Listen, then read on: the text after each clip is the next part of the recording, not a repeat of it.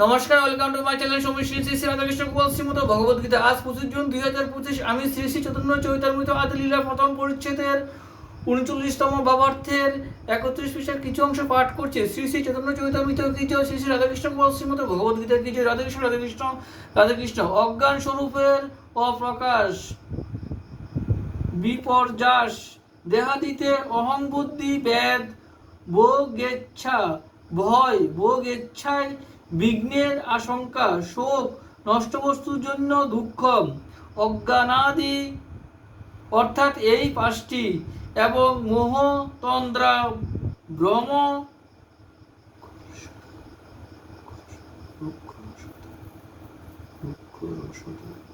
রুক্ষ রসতা, দুঃখপ্রদ, লৌকিক কাম, উলবন কাম, চাঞ্চল্য, লোলতা, মত্ততা, মদ, পরের উৎকর্ষে অসহনীয়তা, মাৎসর্য, হিংসা, খ্যাত, পরিশ্রম, অসত্য, ক্রোধ, আকাঙ্ক্ষা, আশঙ্কা,